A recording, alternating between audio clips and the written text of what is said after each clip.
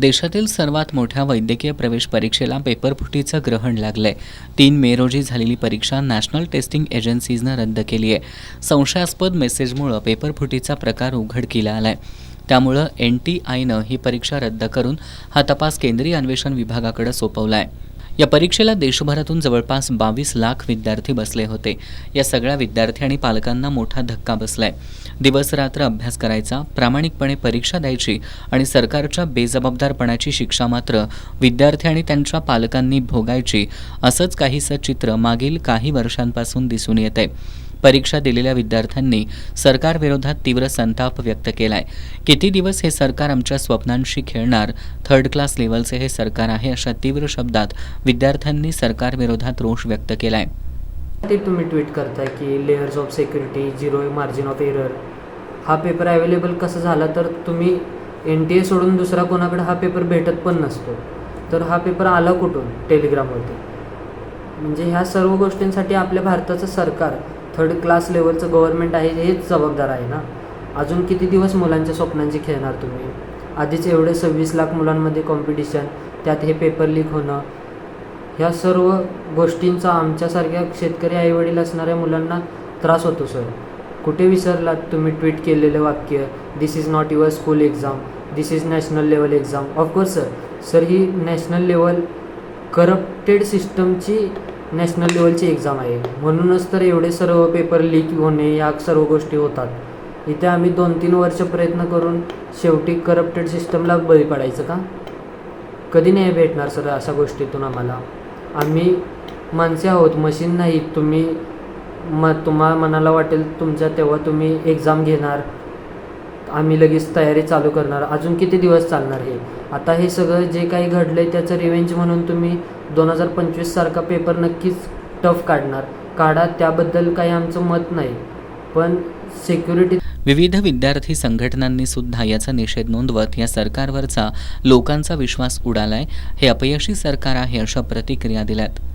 सरकार सर्वप्रथम आम्हाला असं वाटते की विद्यार्थ्यांच्या आणि युवकांच्या बाबतीत अतिशय निष्काळजी आहे की एवढ्या मोठ्या महत्त्वाच्या मानल्या जाणाऱ्या परीक्षांचे पेपर लीक होतात, यावर कुठंतरी यंत्रणा सक्षम ठरत नाही आहे, असा आमचा आक्षेप आहे। आणि एकीकडं विद्यार्थ्यांना डिजिटल इंडिया आणि रोजगाराच्या पंतप्रधान गप्पा मारत असतात, आश्वासन देत असतात, आणि या ठिकाणी महत्त्वाच्या परीक्षांचे पेपर लीक होतात, याला कुठंतरी सरकारच जबाबदार आहे। आणि अशा जर वारंवार जर घटना घडत असतील तर विद्यार्थ्यांचं भविष्य धोक्यात आहे आणि त्यांनी प्रशासन म्हणून सरकारवर विश्वास ठेवावा की नाही, असा प्रश्न आज सर्वसामान्यांना पडलेला आहे। या देशभरात, भारत देशभरात डॉक्टर क्षेत्रात काम करणाऱ्या ह्या मुलांच्यावर अतिशय मोठा अन्याय आहे। म्हणजे ज्याला डॉक्टरी येत सुद्धा नाही तो अशा पेपर फुटीच्या घटनांमुळे तो डॉक्टर होणार, म्हणजे ज्याला जनावरांचा डॉक्टर करायचा तो माणसांचा डॉक्टर होणार। या भारत देशात, या महाराष्ट्रात ज्या दिवशीपासून हे भाजप सरकार आले, मोदी सरकार आले, त्या दिवशीपासून ही पेपर फुटीच्या घटना सुरू आहेत। तो आजपर्यंत सिलसिला बंद नाही आहे। याच्यातनं विद्यार्थ्यांनी काय करायचं? सर्वसामान्य गोरगरीब कष्टकरी विद्यार्थ्यांचे हे अन्याय होत चाललाय। हा झाला देश पातळीवरचा विषय। नुकतीच महाराष्ट्रात कोल्हापुरात देखील नेट सेटचा पेपर फुटला, त्याच्यावर कारवाई काय झाली?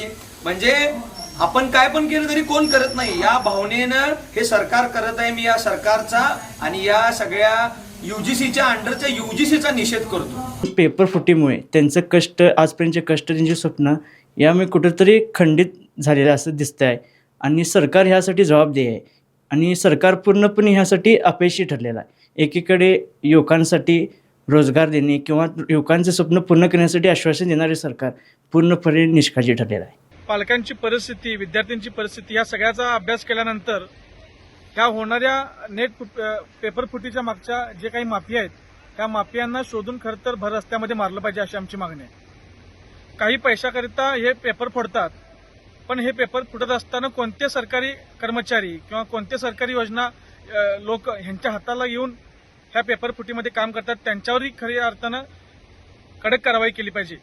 आमच्या स्वाभिमानी विद्यार्थी परिषदेच्या माध्यमातून आमची एकच मागणी आहे, लवकरात लवकर नवीन परीक्षा जाहीर करून निःशुल्कपणे विद्यार्थ्यांना त्या ठिकाणी परीक्षा घ्याव्यात। पुन्हा परीक्षा घेतल्यानंतर पुन्हा फीची मागणी या ठिकाणी करू नये, हीच आमची महत्त्वाची मागणी आहे।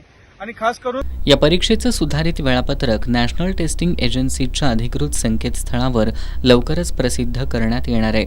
या परीक्षेसाठी विद्यार्थ्यांना पुन्हा नोंदणी करण्याची आणि शुल्क भरण्याची गरज नाही असं NTA च्या वतीनं जाहीर करण्यात आलंय. मात्र सातत्यानं होत असलेल्या पेपरफुटी प्रकारांमुळं या सरकारला विद्यार्थ्यांच्या भविष्याची खरंच काळजी आहे का असा सवाल उपस्थित होतोय.